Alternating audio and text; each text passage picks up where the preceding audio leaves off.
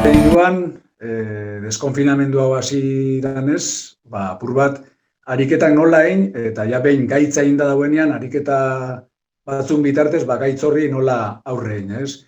Decía que en el desconfinamiento pues, nos va a surgir una serie de pequeñas lesiones o malestares generales, y la sesión de hoy va a ir un poco encaminado a cómo relajar las zonas que le tenemos dañadas y cómo estirarlos para poder hacer los ejercicios bien cuando salgamos a la calle, ¿vale?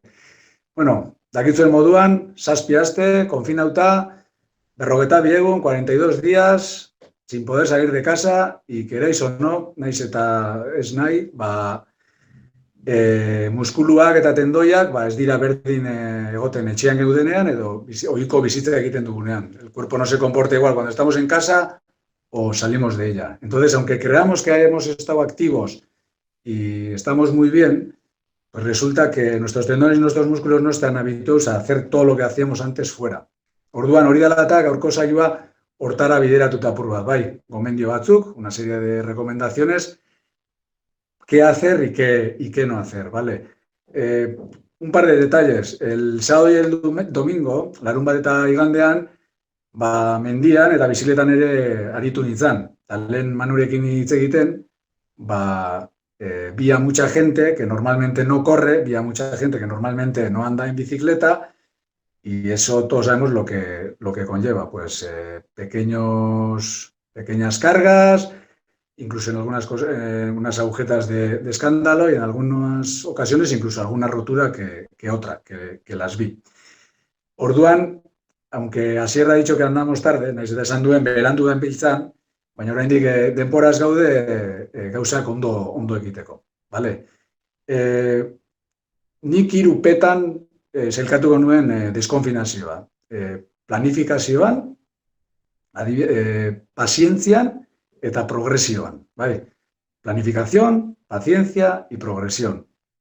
Beti, siempre que tengáis que salir a hacer ejercicio, ya sea en el desconfinamiento o en cualquier momento, siempre hay que planificar lo que vais a hacer. Nunca salgáis pensando, voy a andar, y si estoy a gusto andaré 3 horas o 2, o iré a Igueldo, o iré hasta Escoriaza y volveré, o lo que sea. Siempre planificarlo. Beti, planifica tú. ¿Qué queréis hacer? ¿Vale?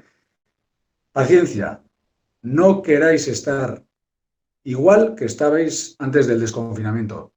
Los expertos dicen que suele costar a una persona que ha estado activa en casa, etxean aktibo donen pertsona bati, 2 eta 3 aste artean kostatzen zaiola lehengo berdina izatera itzultzea, que le cuesta 2 o 3 semanas volver a ser el mismo que era antes. Entonces, cogerlo con paciencia, ¿vale? Pazientzia sartu gauzak. Eta gero, progresiboa.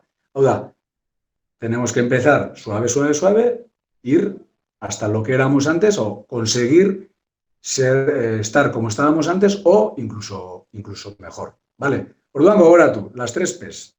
Planificación, paciencia y progresión, ¿vale? Planifikazioa, pazientzia eta progresioa.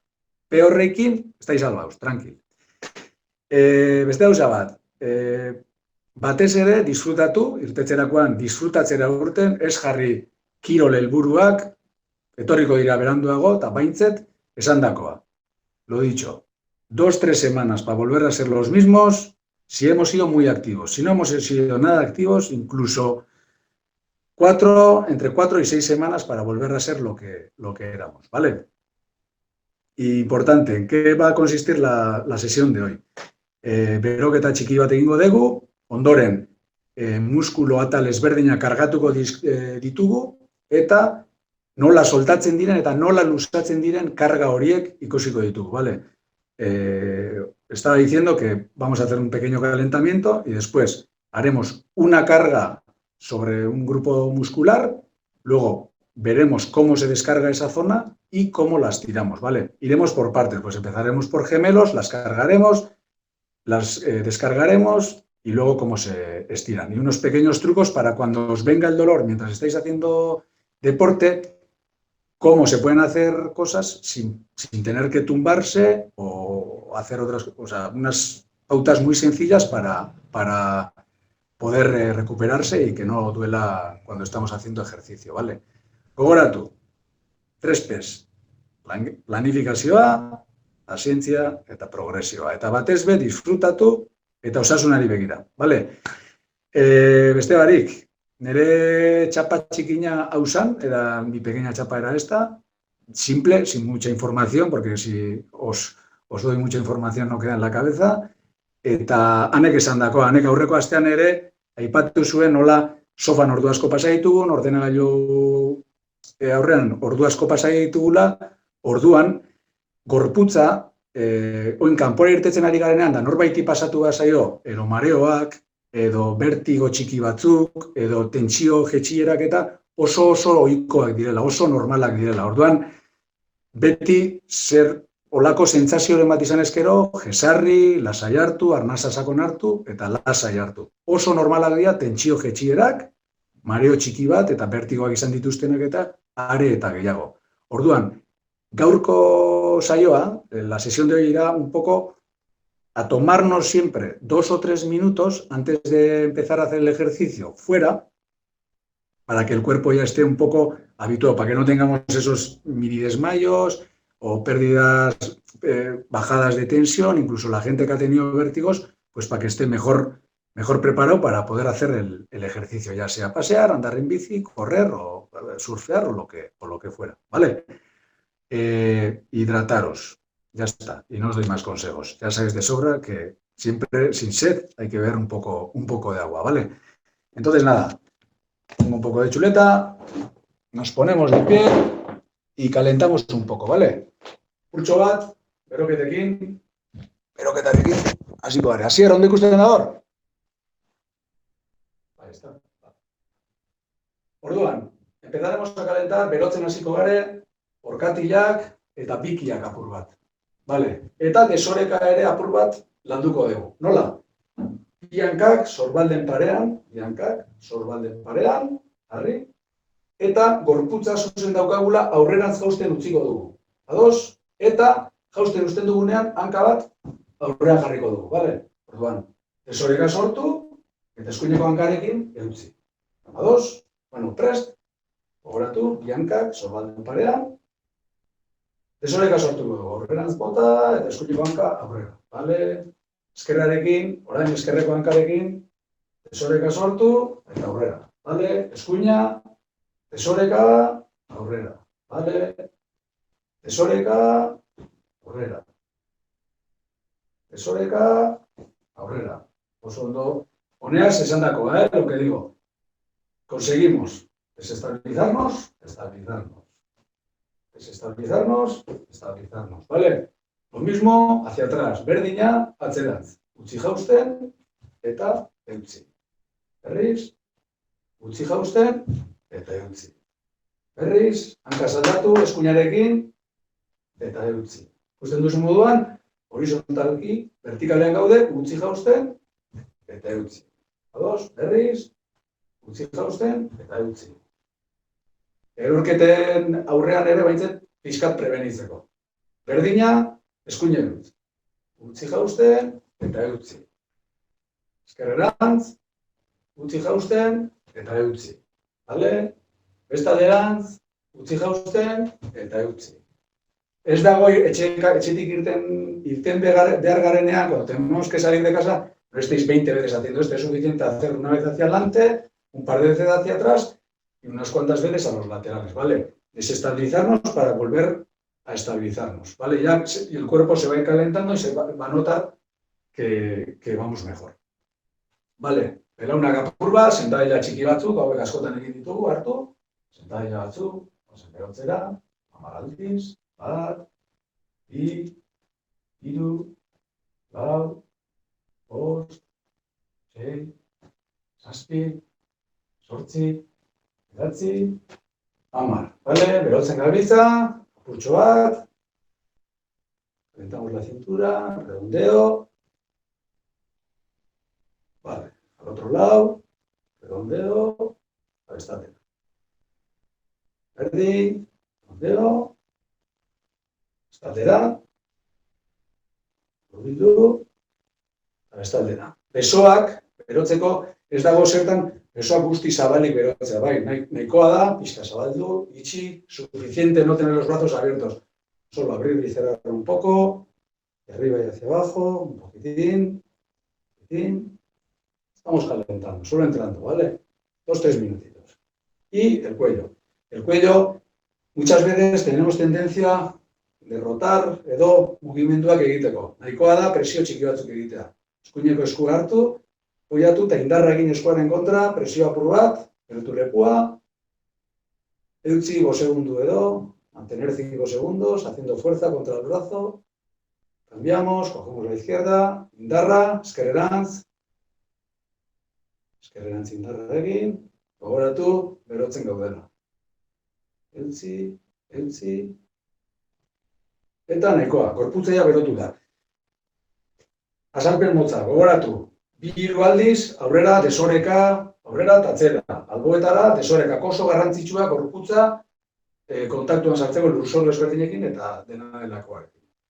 Luego, importante, un poquito de sentadillas, un poco de redondeo, un poco los brazos, presiones en el cuello, nada, 1 minuto y medio, 2 minutos, estamos listos para pasear, correr, lo que haga falta, ¿vale?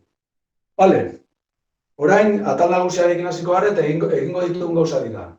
Zona muscularra cargaremos algunas zonas musculares y os enseñaré cómo se descargan o cómo se relajan y luego cómo se estiran, ¿vale?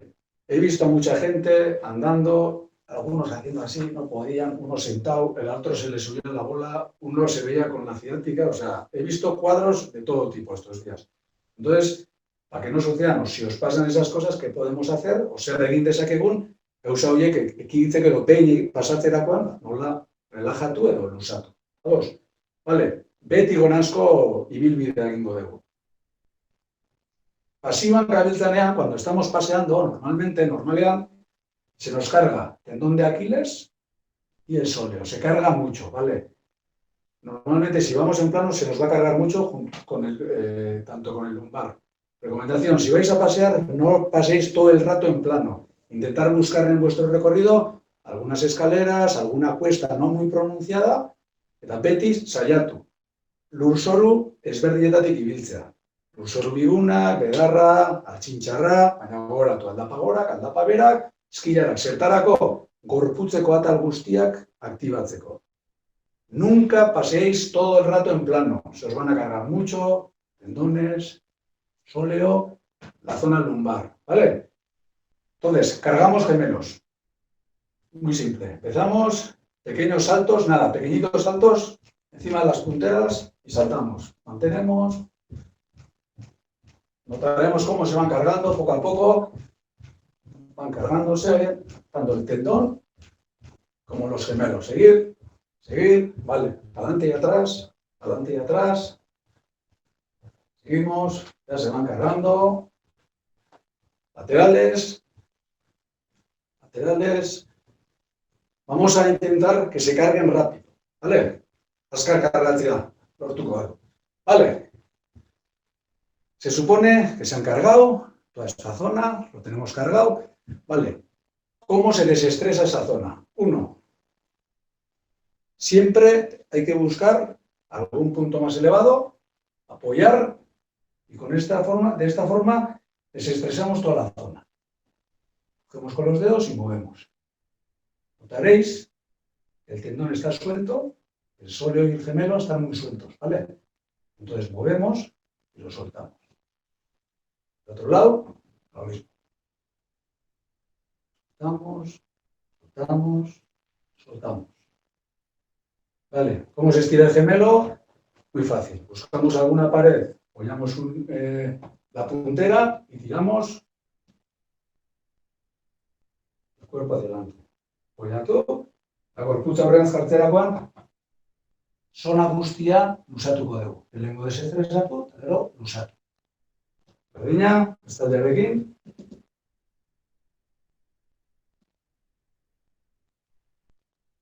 Hori da, nahikoa.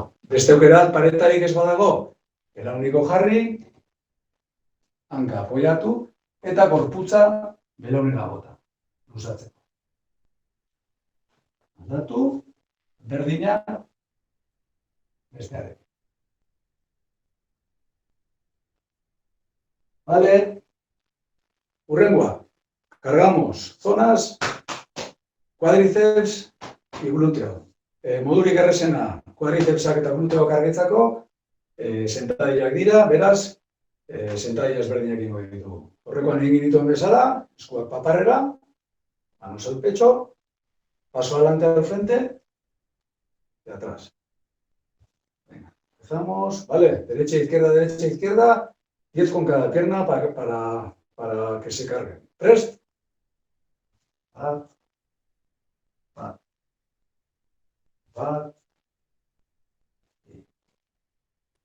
Hiru.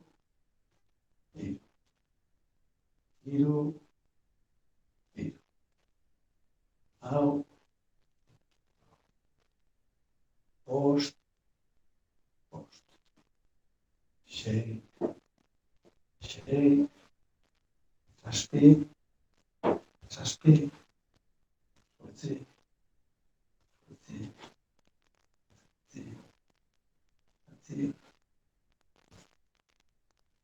Amar. Vale, nahikoa, suficiente. Vale, ¿cómo se relajan los cuádriceps?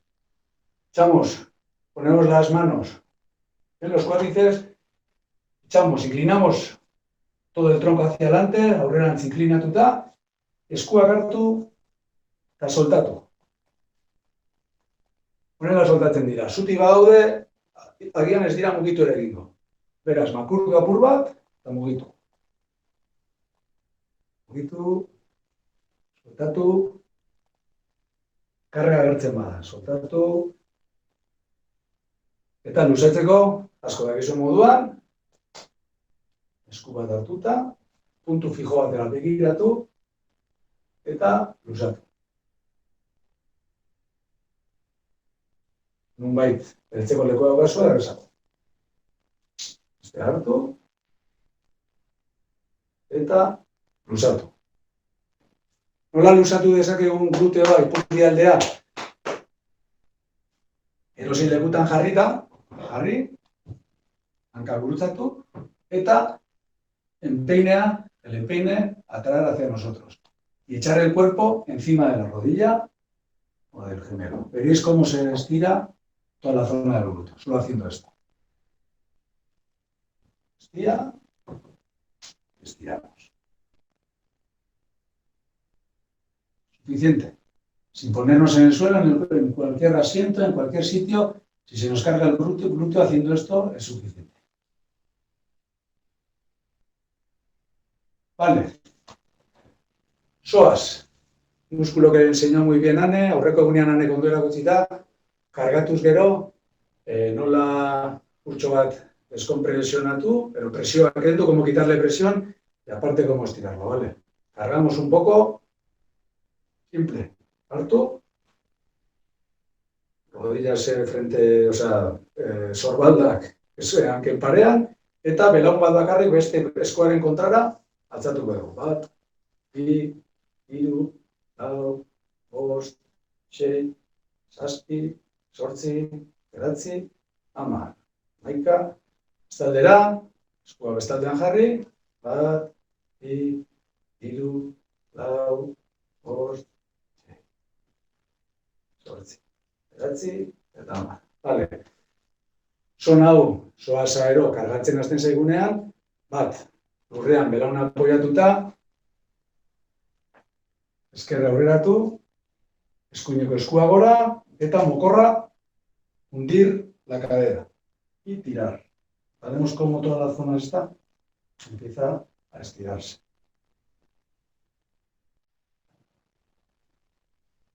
Y cambiamos.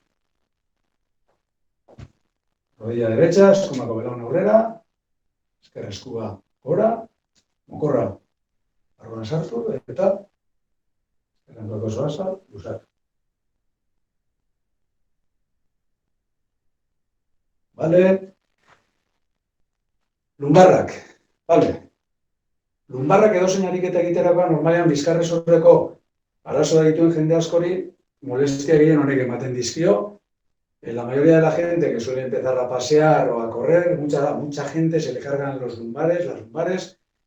¿Qué hacer? Si se os cargan mucho las lumbares y no hay ningún asiento para sentarse o relajarse, el mejor método es buscar alguna pared o algún árbol, apoyar la pared, apoyar en la pared en toda su totalidad, la espalda, bizkarra, guztiz konturatu, burua baita, hankak aurrera bota, eta konturatuko zarete nola bizkarra hor kargarik ez daukan. Bizkarra kargatzeko ariketarik ez dugu egingo, trukoa erakutsiko dizuet bakarrik, eta ariketa honek eskatu duena da hori, karga igertzen degunean, pareta bat topatu, hankak aurrera bota, paretan gorputz osoa eutzi, buruarekin batera, eta horreaz, hor daukagun tentsio hori, kenduko zaigu, lurrean etzan gabe, nahikoa da, horrela momentu baten egotea, atxeden hartzeko eta gure lumbarra bere lekuetara bueltatzeko eta erlajatzeko. Decía que es la mejor posición para estar relajado y que todo el músculo lumbar se vuelva a su sitio. ¿Vale? No cargaremos la zona lumbar. ¿Vale?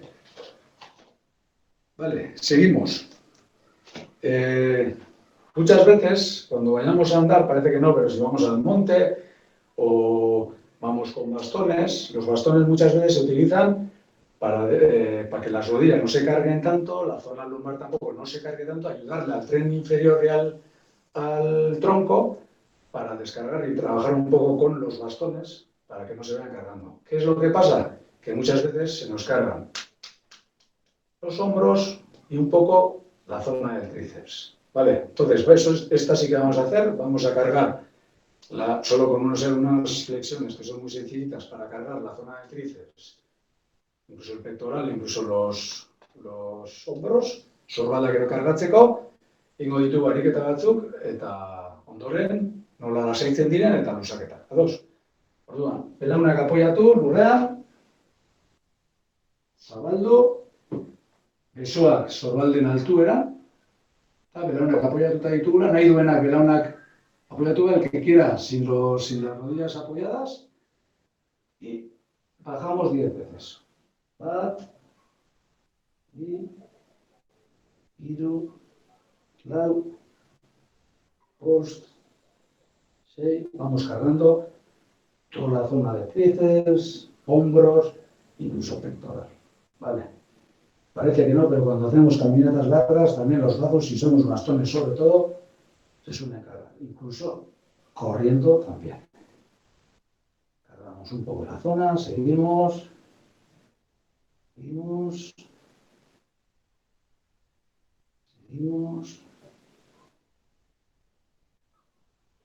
Vale. Suficiente. Tenemos la zona cargada, ya tengo venido en sorbaldak. Tricepsa pizkat kargatuta, vale. Tricepsa nola soltatu. Hau erreza da. Ume bati esaten zaionean, ukondo atolestatu, eta taspas egiten dugu moduan, cuando le decíamos que te voy a atizar, pues lo mismo, ¿vale? Cogemos y movemos. Veréis cómo toda la zona del tríceps se empieza a mover y se relaja, ¿vale? Solo haciendo este ejercicio. Lo mismo con la izquierda. Y veis cómo se mueve toda la zona del tríceps, se va relajando. ¿Vale? Uno. Y con el otro, ¿vale? Y los hombros, tiramos los hombros hacia adelante y lo mismo, sueltamos un poco. Se sueltan y así conseguimos que toda la zona de los hombros y todos los brazos se vayan soltando. ¿Vale? Mantenemos. Ahí. Y ya está. Vale. Como tirar, tríceps. Flexionamos el codo y eskumakua, la de la derecha, y tiramos hacia atrás. Tiramos. El mismo brazo por delante. Vamos tirando tricepsa eta sorbalda ere luzatzen ari gara. Bestea. Zera bota.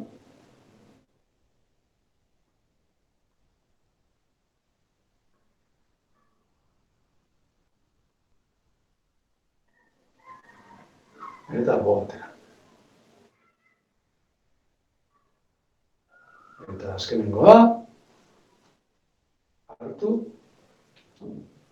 eta atzera.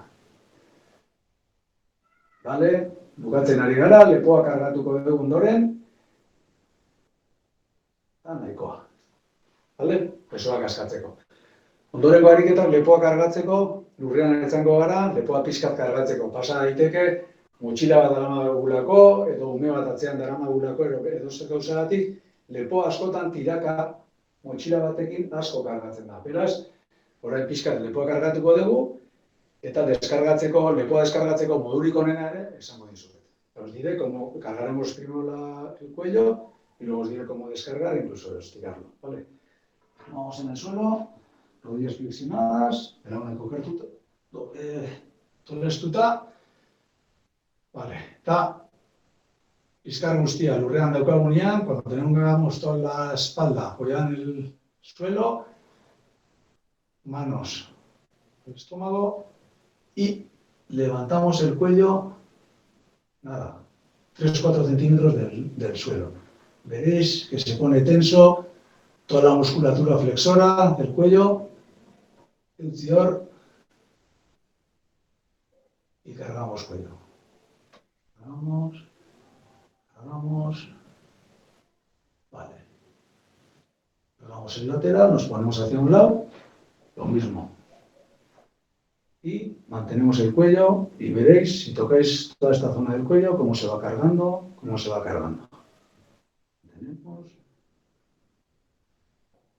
Tenemos. Y hacia el otro lado. Beste aldera. Eta mantendu. Ziko duzue, lehenengo aldeena, kargatu eta gogortzen da. Mantendu.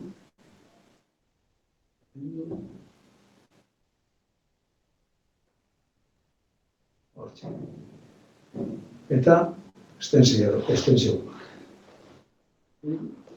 Bera begira, eta altza 3 zentimetro, eskuak atzan ditugula, hemen bizkarra lumbarrak ere kargatuko zaizkizue, eutzi, nahiko. Vale.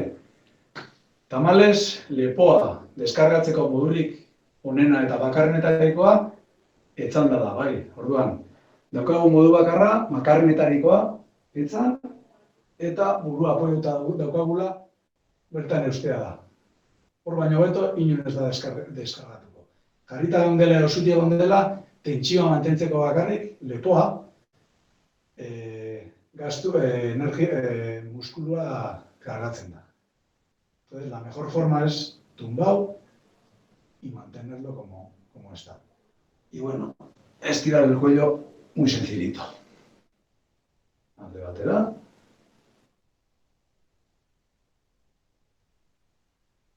Pesoarekin lagundu daiteke, atzetik jarri, errazago egiteko. Beste aldera. Eta aurrera. Naiz eta leku askotan ikusiko dezuen, atzerantz luzaketak egiten, aunque veáis muchas veces a la gente estirarla hacia atrás, por mi parte no os lo recomiendo por el tema de las vértebras para que no se vayan montando uno hacia atrás, así que es mucho mejor hacer hacia un lado, hacia el otro y hacia adelante. Intentar evitar todas las extensiones con el cuello hacia atrás, ¿vale?